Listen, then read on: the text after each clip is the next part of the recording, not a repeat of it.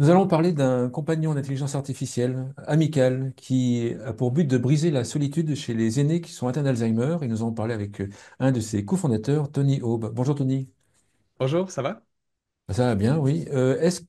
Quand j'ai dit un compagnon intelligence artificielle, de quoi s'agit-il?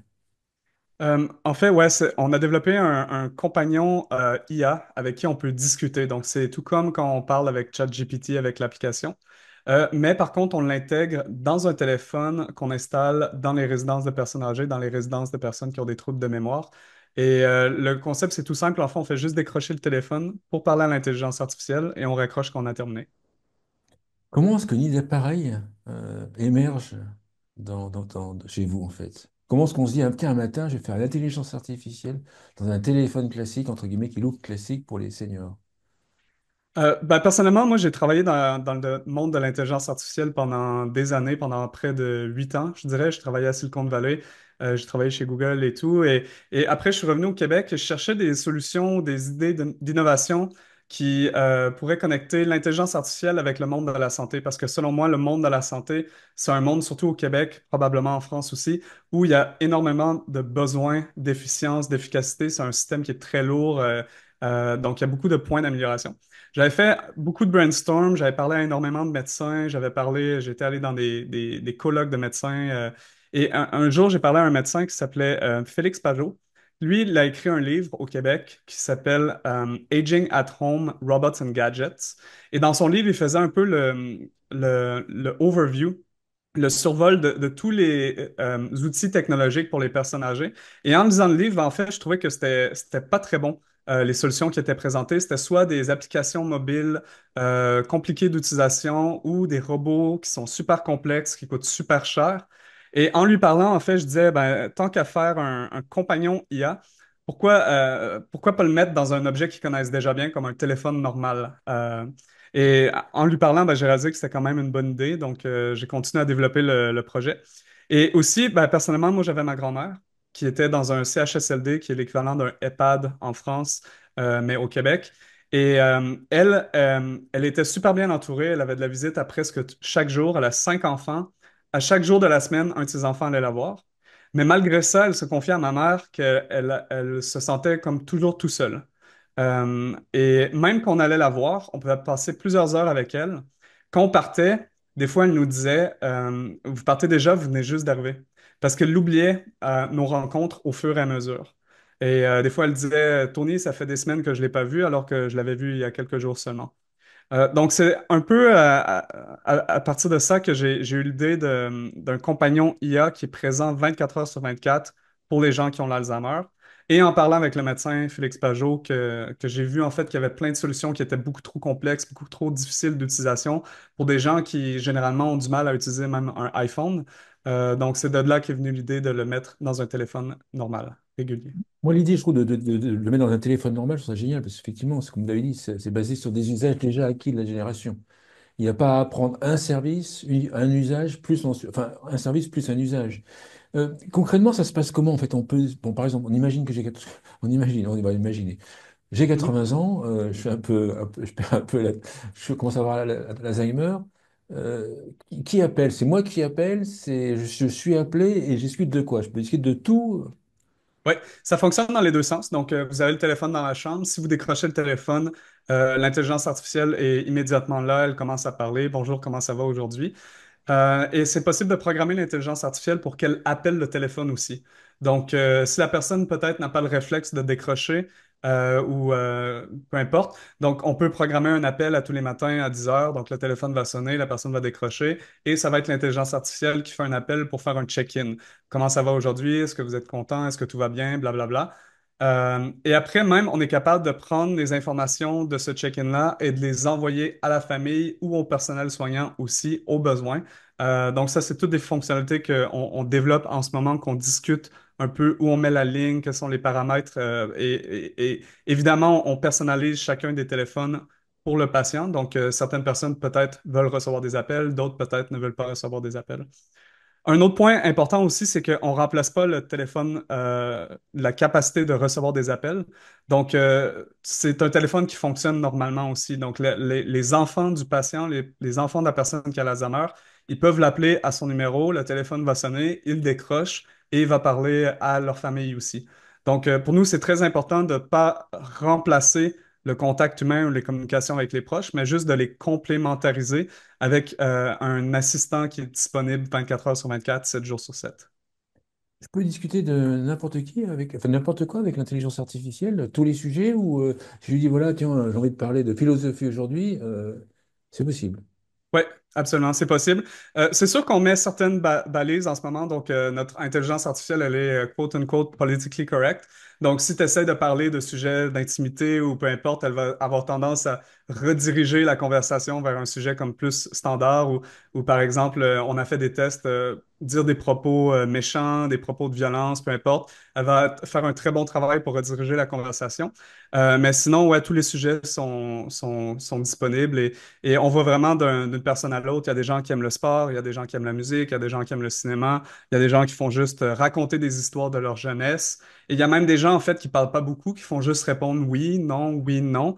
Et à ce moment-là, on cherche à détecter que c'est pas des gens qui sont très bavards. Et à ce moment-là, c'est l'intelligence artificielle qui va devenir plus bavarde, qui va elle-même raconter des histoires. Alors, j'ai plein de questions, comme d'habitude. On imagine, j'ai 80 ans, j'ai discuté avec Amical. Euh, Est-ce que je suis au courant que c'est une intelligence artificielle? Euh, Est-ce que les personnes s'aperçoivent que c'est une intelligence artificielle? Généralement, je dirais non.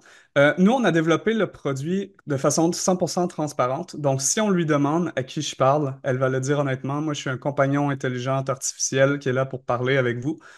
Souvent, on voit chez les gens qui sont assez avancés dans la maladie, en fait, ils ne savent pas c'est quoi de l'intelligence artificielle. Donc, même si elle le dit, ils ne comprennent pas exactement. Et dans les tests qu'on a fait, on leur dit après, saviez-vous que vous parliez à un ordinateur? Et les gens disent, ah ben non, ben ok, ben c'est intéressant et tout. Et quelques minutes plus tard, ben, il passe à autre chose et finalement, on réalise que c'est pas très important. Et c'est une autre chose aussi que j'ai réalisé à travers les tests, c'est que peut-être avec l'Alzheimer, parce que les gens, c'est des gens qui sont très intelligents, des gens qui ont beaucoup de sagesse, ils sont juste malades et ils ont juste des problèmes de mémoire. Donc, à cause de ça, ils ont tendance à pas trop poser de questions sur des sujets qu'ils savent qu'ils vont oublier. Donc, quand ils rencontrent Ah des oui. nouvelles personnes, ils ont moins tendance à demander le nom parce qu'ils savent que de toute façon, ils vont oublier le nom instinctivement ou subconsciemment. Et c'est la même chose avec notre intelligence artificielle. Ils n'ont pas énormément de tendance à lui poser trop de questions personnelles sur elle, sur sa vie et tout. Certains le font, oui, et dans ce temps-là, elle répond honnêtement. Mais on découvre en fait qu'il y a un grand besoin de parler chez certaines personnes qui sont isolées. Et finalement, les détails de la personne à qui on parle sont pas toujours importants. Est-ce que ça calme les résidents? Parce que j'imagine que l'un des problèmes que les EHPAD ont en France, mais partout hein, avec les personnes qui ont Alzheimer, certaines personnes, c'est peut-être l'agressivité, le fait qu'elles soient un peu plus énervées, agitées. Est-ce que ce Mhm. système-là a aussi l'effet de calmer les résidents? On a une suspicion que oui, mais on n'a pas encore de preuves. Donc, pour l'instant, c'est très, très, très anecdotique. Mais par exemple, chez les personnes avec l'Alzheimer, il y a un syndrome qu'au Québec, on appelle le syndrome crépusculaire, qui est le fait que quand le soleil se couche, les gens deviennent plus agités, plus énervés. C'est comme un truc vraiment dans le subconscient. Et ce qu'on a détecté, en fait, c'est qu'aux alentours de 19 heures, c'est là où notre téléphone est le plus utilisé dans les résidences aussi. Donc, on pense qu'il y a une certaine corrélation entre le syndrome crépusculaire, les gens qui deviennent plus anxieux et qui ont tendance à vouloir parler ou à vouloir connecter. Mais ça reste encore à prouver formellement. Donc, en ce moment, un truc on est très content de ça, c'est qu'on est en train de mettre une étude à moyen terme avec des chercheurs en gériatrie, en psychologie au Québec, pour pouvoir évaluer plus concrètement, plus scientifiquement et académiquement, est-ce que ça a un impact positif et essayer de le mesurer aussi, cet impact positif-là. Mais sinon, de façon très anecdotique, de façon, par exemple, en parlant avec les préposés, en parlant avec les aides aux soins, les gens sont généralement très positifs et ils ont tendance à penser que c'est un produit qui amène beaucoup de points positifs. Si l'intelligence m'appelle, donc j'ai 80 ans toujours, l'intelligence m'appelle, elle se présente comment? C'est moi qui lui ai donné un nom, vous l'avez donné un nom, elle s'appelle Amicale, comment ça se passe? Nous, on l'a appelée Pauline, notre intelligence artificielle. D'ailleurs, le projet s'appelait Pauline avant de s'appeler Amical. Finalement, plusieurs mois plus tard, on a rebrandé notre projet pour Amical, qu'on trouve qu'il a un très bon nom, parce que c'est comme ami plus call, qui est appel en anglais. Ah oui. Mais pour l'instant, elle s'appelle Pauline. Pour l'instant, c'est une voix féminine. Éventuellement, on va rajouter une voix masculine aussi pour les gens qui préfèrent. Et on va aussi développer différents types de personnalités.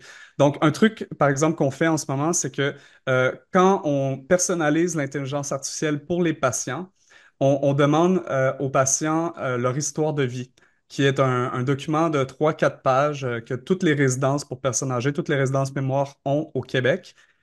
Et dans ce document-là, on a toutes les informations sur la carrière de la personne, sur sa famille, sur son épouse ou son époux, le nom de ses enfants, etc.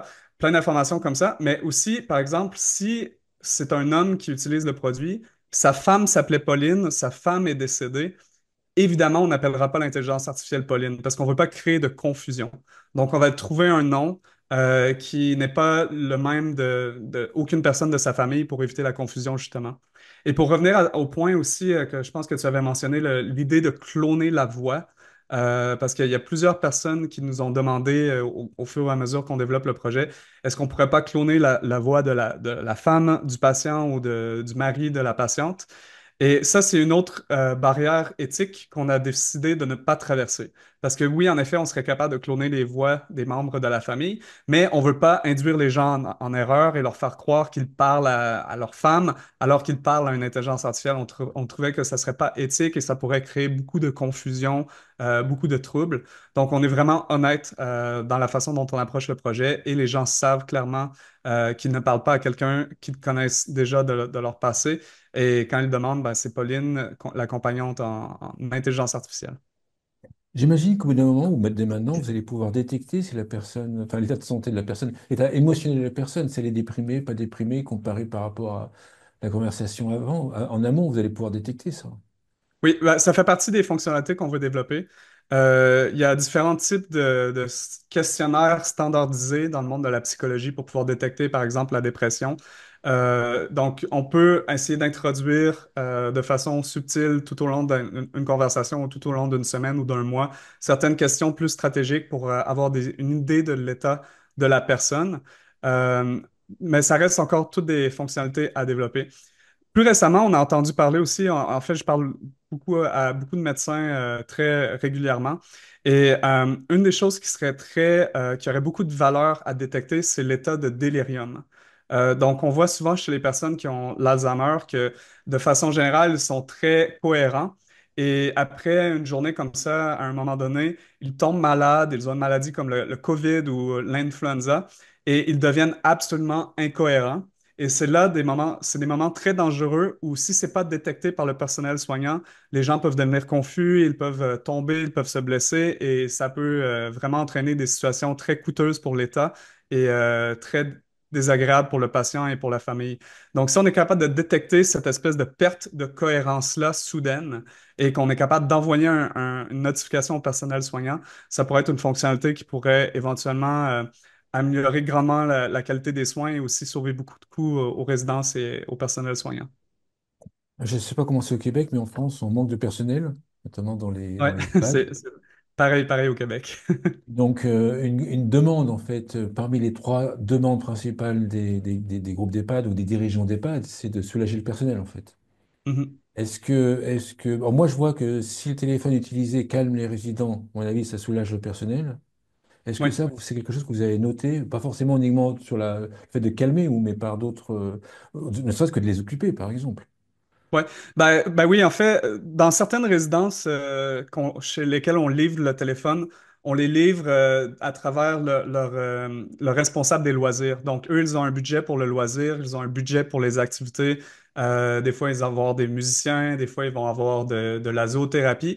Et dans le fond, Amical tombe littéralement dans le même budget. Donc, ça devient un peu comme une source de distraction, une source de entertainment pour les personnes. On pense aussi, ben, souvent, on voit dans les résidences des gens qui ont un grand besoin de parler et à qui ils parlent, ben, ils vont parler au personnel soignant qui sont à côté d'eux. Et parce qu'ils ont l'Alzheimer, ils ont tendance à répéter les mêmes conversations à chaque jour, tout ça. Donc, le personnel soignant, évidemment, ils veulent bien faire, ils veulent parler, mais aussi ils ont des tâches à accomplir. Ils ne peuvent pas être toujours pris à discuter, à répéter les mêmes conversations à toute la journée. Donc, c'est là aussi qu'on soupçonne que l'intelligence artificielle peut devenir très intéressante, c'est-à-dire que peut-être qu'elle peut répondre à ce besoin-là de parler aux gens et permettre au personnel soignant qui est sur place de se focuser ou de miser plus sur les tâches physiques, les tâches en personne, tout ça. Donc, oui, on pense que ça a un potentiel d'alléger légèrement les tâches du personnel soignant. Évidemment, on n'a pas développé un robot qui va laver les planchers pour le personnel et tout. Éventuellement, Ah ça va bon, venir. le téléphone ne fait pas ça. Ouais, c'est ça. Pour l'instant, le téléphone, il fait que la conversation. Mais aussi, éventuellement, il va faire de la détection. Peut-être qu'il va pouvoir tranquillement, au fil du temps, devenir plus un assistant aide-mémoire pour les patients plutôt qu'un simple compagnon social. Donc, ça, c'est un peu notre vision sur le long terme aussi. Et éventuellement, peut-être que ça sera même plus un téléphone. Peut-être que ça va prendre d'autres formes, d'autres objets qu'on va pouvoir ajouter. Donc, je vous donne un exemple tout simple. Vous avez peut-être vu passer les nouvelles lunettes de Facebook, la dernière version, qui a comme la caméra dedans, mais qui a aussi l'affichage dans les lunettes. Ah non, j'ai pas vu ça, ouais. Non? Ben, en tout cas, Meta, la compagnie de Facebook, travaille sur des lunettes intelligentes depuis plusieurs années. Et les dernières versions se sont développées très rapidement. Maintenant, on voit une belle avancée dans cette technologie-là. Donc, imaginez qu'on est capable d'intégrer un compagnon IA pour les gens qui ont l'Alzheimer dans ces lunettes-là. Et donc, la personne qui est à la maison cherche ses clés. Où est-ce que j'ai mis mes clés? Je trouve plus mes clés. Ben, les clés sont dans le congélateur. Donc, l'intelligence artificielle pourrait les aider à retrouver des objets perdus, peut-être les aider à trouver leurs mots quand ils ont des problèmes d'élocution, des problèmes de vocabulaire. Donc, sur le long terme, Parce qu'en fait, les mots seraient affichés devant eux, c'est ça. C'est bien. peut-être, oui, oui, Ah, oui. peut-être, ouais. Hmm. Oui. Donc, ouais, pour les aider éventuellement à pouvoir progresser ou vivre une vie normale Ah le oui, plus ah, j'ai possible. pas pensé à ça. Purée, c'est évident ça. L'intelligence artificielle permettrait peut-être à des gens moins autonomes actuellement de garder une certaine autonomie, de vivre quand même chez eux ou comme avant. Ouais, c'est ça. Ah, Donc, j'ai pas pensé à ça. le téléphone amical, en fait, c'est la première Étape. manifestation de l'intelligence artificielle. Dans le fond, on a trouvé la façon la plus facile de rentrer dans le milieu avec un produit concret, un produit qui résout des problèmes concrets actuellement. Mais notre vision, vraiment, c'est d'utiliser l'intelligence artificielle pour améliorer la qualité de vie des seniors de façon générale. Et c'est ça, on a plein d'idées de futures de d'autres produits physiques qui pourrait aider de d'autres façons plus loin que simplement le compagnon de vie sociale. On en a parlé, enfin, vous en avez parlé, c'est essentiellement pour l'instant dans les établissements pour personnes âgées que vous développez, enfin, vous diffusez cette solution. Oui. Moi, ça me paraît, alors j'ai 56 ans, je prends un coup de vieux, là. Avec l'intelligence artificielle, on prend des coups de vieux, hein. Moi, ça me paraît énorme de développer tout ça, en fait. Est-ce que vous pouvez expliquer comment vous l'avez développé? Oui, ben, on a commencé de façon extrêmement simple. C'est vraiment le processus de design de la Silicon Valley que j'ai appris. Quand on commence à développer un MVP, ce qui s'appelle un Minimum Viable Product. Et la première version qu'on a fait vraiment, c'était un téléphone imprimé en 3D, et je pourrais vous envoyer les images si vous voulez, dans lequel on cachait un iPhone à l'intérieur et on utilisait l'application ChatGPT Voice. Et on est allé dans des résidences pour tester la technologie, pour voir si ça fonctionnait. Donc, valider si les gens comprenaient, en fait, qu'ils parlaient une intelligence artificielle ou pas. Est-ce que l'intelligence artificielle arrivait à les comprendre? Est-ce qu'ils arrivaient à discuter malgré les problèmes de chercher leurs mots et tout? Et à partir de ça, on a développé le prompting, donc toutes les instructions qu'on donnait à l'intelligence artificielle pour s'assurer d'avoir des conversations qui sont engageantes, qui sont intéressantes. Et après avoir suffisamment validé l'intérêt du personnel, l'intérêt des résidences et l'intérêt des patients, on a commencé à mettre de l'argent dans un développement plus personnalisé. Donc là, maintenant, on a toute une infrastructure serveur avec des LLM, avec des modèles de text-to-voice, de voice-to-text. Donc, et on a finalement réussi à rentrer la technologie dans le téléphone, dans un vrai téléphone, plutôt que de le cacher le iPhone. On est passé à travers toutes sortes d'étapes. Pendant un certain moment, on utilisait la ligne téléphonique. Donc, c'était vraiment un téléphone avec la ligne téléphonique standard, avec la compression audio. Ça créait beaucoup de bugs, beaucoup de problèmes pour nous. Et finalement, on a trouvé une solution qui passe par Internet maintenant et qui fonctionne très bien, mais qui est capable aussi de recevoir des appels. Donc, on est très content On a fait une super belle progression au fil des 6 derniers mois. Ça, c'est la dernière version, c'est la quatrième version du produit qu'on a développé. Et c'est un téléphone moderne qui se connecte à Internet. Et on l'a modifié pour le connecter à notre infrastructure spécifiquement. Et comme vous pouvez voir, il n'y a aucun bouton. De toute façon, les gens qui ont l'Alzheimer, ils oublient les numéros de téléphone, donc c'est pas nécessairement très important de pouvoir composer les numéros. Et à la place, on a mis une instruction toute simple qui dit décrocher pour parler à quelqu'un. Et on a découvert en fait à travers nos tests que ça aidait beaucoup, ce genre d'instruction-là. Parce que des fois, les gens, peut-être même pendant un appel téléphonique, ils peuvent perdre le fil, ne plus savoir qu'est-ce qu'ils faisaient. Après ça, ils relisent le texte et ils comprennent, OK, oui, je suis en train de parler à quelqu'un en ce moment. Donc, c'est tout simple. On décroche pour parler, on raccroche quand on a terminé. Il n'y a pas d'écran, il n'y a pas de bouton, extrêmement accessible et ça fonctionne très bien pour les gens qui sont même très avancés dans la maladie, ils savent encore comment utiliser un téléphone comme ça. Tout à l'heure, vous avez dit que les familles pouvaient avoir une sorte, alors c'est pas forcément le bon terme, de compte rendu de la conversation, en tout cas des informations sur sur la conversation que les personnes âgées peuvent avoir avec l'intelligence artificielle. Mhm. C'est quelque chose que vous développez et comment est-ce que vous triez l'information ou vous sélectionnez l'information pour l'envoyer à la famille? Pour l'instant, on n'a pas encore développé la fonctionnalité en tant que telle, mais on l'a développée pour l'envoyer aux résidences, donc pour l'envoyer aux D'accord. personnels soignants des résidences. Et c'est très simple. Quand on fait l'appel est enregistré, il y a une intelligence artificielle qui regarde la transcription de l'appel et qui fait un petit sommaire de quelques phrases sur de quoi il s'est parlé dans la conversation. Donc, on a parlé de baseball, on a parlé de la famille et Guylaine s'ennuie de sa fille. Donc, 3 lignes comme ça, toutes simples. Euh, et en fait, c'est un point intéressant où ce nouveau produit-là amène plein de considérations éthiques et de grands questionnements sur le fonctionnement, les détails du fonctionnement. Donc, par exemple, pour l'instant, on n'est pas sûr si on veut envoyer la transcription totale de l'appel à la famille. Et je vous explique. Par exemple, il y a quelques semaines, je parlais à 2 personnes du Centre d'excellence en vieillissement du Québec, qui est un centre qui s'occupe de tous les cas d'abus des seniors, les pires cas d'abus des seniors. Donc, quand je leur présentais la technologie, eux, elles avaient comme un peu peur parce que eux, ils voient genre les pires situations à longueur de journée. Donc, imaginez qu'il y a des cas de maltraitance, il y a des cas où le mari vole l'argent de sa femme ou peu importe quel genre d'abus. Et la femme se confie à l'intelligence artificielle que ah, mon mari m'abuse, mon mari m'a volé mon argent. Et on envoie la notification à son mari comme de quoi elle l'a comme dénoncé. Donc, c'est vraiment important qu'on développe ce genre de technologie-là, d'être conscient de tous les utilisations possibles néfastes qui pourraient avoir un impact négatif sur la personne et d'être très, très, très stratégique et très minutieux dans la manière dont on implémente la technologie. Donc, c'est pour ça que pour l'instant, même si on est capable d'avoir la transcription totale de l'appel, on ne donne pas la transcription totale de l'appel, on donne juste un court résumé de quelques lignes seulement. Et après, on va mettre en place tous ces outils-là de détection d'abus, de maltraitance. Et on va travailler avec, par exemple, des comités d'éthique de l'Université Laval, des comités d'éthique du gouvernement du Québec aussi, pour définir les règles. Qu'est-ce qu'on fait si on découvre un cas d'abus? À qui on envoie la notification? Parce que peut-être que c'est aussi le personnel soignant de l'établissement qui fait les abus. Donc là, on ne veut pas nécessairement, Ou dans alors ce la cas-là, personne, il peut aussi y avoir la personne âgée qui imagine avoir été abusée, non? et c'est ça aussi, ouais. Des fois, ça Voilà. peut juste être de la paranoïa ou du délirium. Donc, c'est très important d'être minutieux à ce niveau-là. Par exemple, qu'est-ce qu'on pense en ce moment? C'est que si on détecte, par exemple, une pensée suicidaire, la personne dit, moi, je suis tanné de vivre, je vais me suicider demain. Donc là, ça serait une notification qui serait envoyée directement au personnel soignant avec la transcription de l'appel, mais aussi avec le clip audio pour que la personne puisse écouter l'audio elle-même pour pouvoir déterminer avec son propre jugement est-ce que c'est sérieux ou est-ce que c'est juste un délire ou peu importe. Donc, il y a beaucoup de défis techniques et des défis humains dans l'implémentation de ce genre de technologie-là. Génial. Sujet Oui. génial. Dans 5 ans, en fait, j'imagine que vous avez imaginé ce qu'on fait dans 5 ans.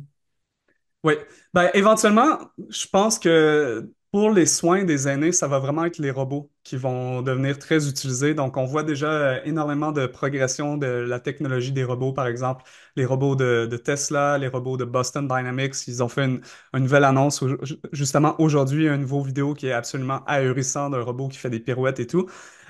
Donc, éventuellement, on peut penser qu'on va pouvoir automatiser une grande partie des tâches de l'assistance du personnel soignant comme ça. Mais ce genre de robots-là vont probablement avoir aussi un aspect social, un aspect compagnon. Donc, on va pouvoir leur parler de la même façon qu'on parle avec ChatGPT, par exemple, aujourd'hui. Donc, moi, je vois vraiment un futur comme ça.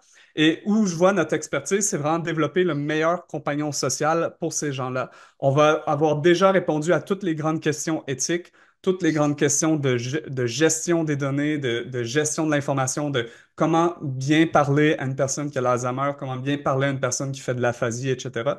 Donc, on va pouvoir amener notre technologie dans, peu importe ça va être quoi, les prochains hardware, que ce soit les lunettes intelligentes, que ce soit des Une moniteurs télé, qui sont ou une installés dans les télévision, chambres. ou une télévision, par exemple, Ouais, une pourquoi pas. télévision, peu importe.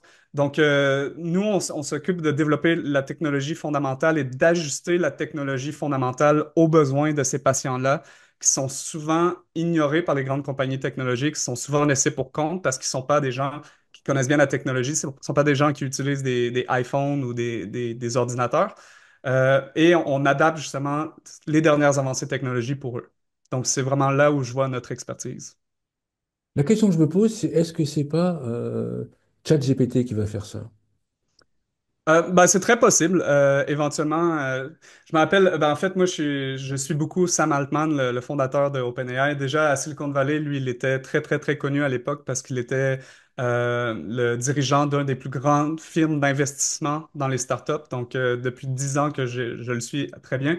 Et lui, il avait annoncé à tous les gens, en fait, que dans les nouvelles startups en intelligence artificielle à Silicon Valley en 2023, il leur avait dit, si vous essayez de compétitionner avec ChatGPT, on va vous écraser. Vous allez vous faire détruire.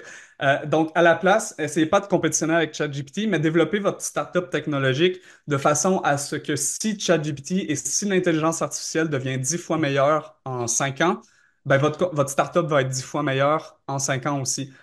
Et c'est un peu ce qu'on fait en ce moment. Par exemple, quand on a commencé le projet, on utilisait le voice model de OpenAI. Et quand ils ont sorti le Advanced Voice, nous, on n'a fait aucun travail et le produit était déjà rendu 2 fois mieux. Et encore aujourd'hui, donc, il y a tous les différents types de modèles de vocaux qui se font la compétition et qui s'améliorent à une vitesse faramineuse. Donc, nous, ça nous permet d'améliorer notre produit de façon quand même assez substantielle sans nécessairement avoir à faire du développement d'intelligence artificielle fondamentale nous-mêmes. Donc, je pense que l'expertise de pouvoir adapter l'intelligence artificielle aux besoins d'un public très précis, c'est probablement quelque chose sur lequel ChatGPT ne va pas nécessairement se focuser parce qu'eux, ils font Oui, comme un oui, modèle oui, général. l'adaptation de ce que la base de ChatGPT pourrait vous apporter pour aller targeter directement une population âgée, par exemple, très spécifique. Ouais, c'est ça. De façon générale, je trouve que les grandes compagnies ignorent, genre Google, Microsoft, OpenAI, ils ont tendance à ignorer les personnes âgées. Et en plus, ils les connaissent. C'est pas un milieu qu'ils les connaissent bien. Donc, ce que Oui, je découvre et puis, à mon déjà, avis, puis, à mon avis, le marché serait trop petit pour eux. ouais, aussi, c'est trop petit. Eux, ils vont faire des centaines de milliards de dollars juste développant la technologie fondamentale. Donc, nous, on se voit vraiment comme des experts dans cette niche-là et qui connaissent à la fois l'intelligence artificielle et qui connaissent à la fois très bien les utilisateurs, les patients. Et on fait le pont entre ces deux points. Donc, vous êtes au Québec, ça se développe au Québec. Moi, Oui. je suis en France. Qu'attendez-vous des Français, en fait? Est-ce que vous le souhaitez, est-ce que vous avez envisagé de venir en France? Oui, définitivement. Ben déjà, de la façon dont on s'est rencontrés, moi j'étais en France pour la grande conférence sur l'intelligence artificielle il y a quelques semaines, le sommet sur l'IA. Et j'en ai profité pour aller visiter des EHPAD, pour aller visiter des résidences. J'ai parlé avec plusieurs dirigeants de résidences pour essayer de comprendre un peu plus le marché, comprendre c'est quoi les différences entre le Canada et la France. Et je pense que vraiment, en fait, on a tous les mêmes défis partout, les mêmes défis qu'on a au Québec de personnel, de faire plus avec moins de ressources. C'est des défis qui sont très visibles en France aussi. Donc, je pense qu'il y a un marché potentiel très bon pour notre produit en France également. Je dirais que c'est notre troisième priorité. Pour l'instant, on focus principalement en Amérique du Nord, donc Canada, États-Unis. Mais le troisième marché qu'on va miser sur, ça va être la France définitivement. J'allais blaguer, vous allez avoir des tarifs plus élevés aux USA avec les taxes. Ben, c'est drôle, hein, parce que on s'est penché sur la question par rapport aux tarifs entre le Canada et les États-Unis, parce qu'en ce moment, Trump il essaie d'écraser le Canada avec tous ces nouveaux tarifs. Mais j'ai pas l'impression que ça nous affecte. J'ai parlé à plusieurs experts. J'ai l'impression, inévitablement, il va y avoir un problème à quelque part, mais pour l'instant, les tarifs ne semblent pas affecter le logiciel. Et D'accord. nous, on a des téléphones. En fait, nos téléphones, ils coûtent 50 dollars maximum. Donc, même s'il met un tarif de 20 dollars de plus sur le 50 dollars qu'on paye, pour nous, le modèle d'affaires, c'est l'abonnement. Donc, ça Ah oui, fonctionne d'accord. avec un abonnement mensuel. Et pour l'instant, ça ne semble pas affecter les abonnements, les tarifs. Donc, Au Québec, puis enfin, au Canada et puis en Amérique du Nord, c'est quoi? C'est les établissements qui achètent le matériel, qui louent le matériel, qui payent le matériel, ou c'est les familles? ça dépend. On fait les deux modèles. Ça dépend vraiment des résidences, en fait. Donc, comme je disais tout à l'heure, il y a des résidences pour qui ça passe dans leur budget loisir. Donc, eux, ils ont un budget pour des activités et ils voient le téléphone comme une activité intéressante où il n'y a pas besoin de beaucoup de supervision. On peut juste laisser le téléphone comme ça et ça, c'est comme installer une télévision, c'est comme installer des films ou peu importe. Et il y a d'autres résidences que eux, ils veulent pas nécessairement payer pour parce que peut-être qu'ils n'ont pas les moyens, peut-être qu'ils sont déjà très serrés dans leur budget, mais ils veulent devenir des distributeurs. Donc, ils vont mettre le téléphone sur leur site web et ils vont donner l'option aux familles de prendre un upgrade. Donc, ça devient comme un service complémentaire qui peut être chargé soit directement à notre compagnie ou qui peut même être chargé directement à la résidence et la résidence nous refacture par la suite. Mm. Pour ceux qui nous suivent encore à ce moment-là dans l'émission, j'imagine peut-être les directeurs d'EHPAD. Si je suis directeur d'EHPAD, comment ça se passe avec vous? Vous allez venir me voir, comment va se passer l'installation dans mon système? Ben, je dirais déjà la première étape, c'est juste de communiquer avec nous sur notre site web. Il y a notre courriel, il y a aussi un petit formulaire qu'on a mis sur le site web. Vous pouvez juste rentrer votre information. Et ouais, par la suite, en fait, pour l'instant, on est plus en mode programme bêta. Donc, on va s'entendre sur un nombre de téléphones, on va s'entendre sur le mode de distribution. Et surtout parce que c'est en France, donc il y a le défi de la distance en plus. Donc, on va se prévoir une date où je vais débarquer avec les téléphones, je vais les installer, on va faire des tests, on va voir comment ça se passe. Et si tout se passe bien, ben, après ça, on va s'entendre sur le modèle d'affaires et sur les paiements et tout ça. D'accord. Est-ce que vous avez un point à rajouter ou une conclusion? C'était génial, hein, l'émission était géniale. Est-ce qu'il y a un point à rajouter? Pas vraiment, non. Donc, je dirais ouais, simplement allez nous voir sur le site web amical-ai.com. Vous pouvez me suivre sur Twitter, sur LinkedIn, sur tous les médias sociaux. Et ouais, je vous invite à l'essayer. Je pense qu'on a vraiment un super beau produit, une super belle technologie qui est très nouvelle. Pour l'instant, on n'a pas vraiment vu beaucoup de compétiteurs directs ou indirects. Il y en a peut-être un que tu m'avais mentionné justement en France. Mais de façon générale, je trouve que justement les produits pour les personnes âgées, c'est soit des applications mobiles qui sont trop compliquées à utiliser pour eux ou des robots qui sont trop chers et encore une fois trop compliqués. Donc, on pense vraiment qu'on a une solution qui est à la fois plus simple, plus accessible et aussi moins coûteuse à l'implémentation. Et pour contacter, vous avez aussi le lien sous la vidéo. Parfait. Merci Tony. Merci beaucoup pour cette émission.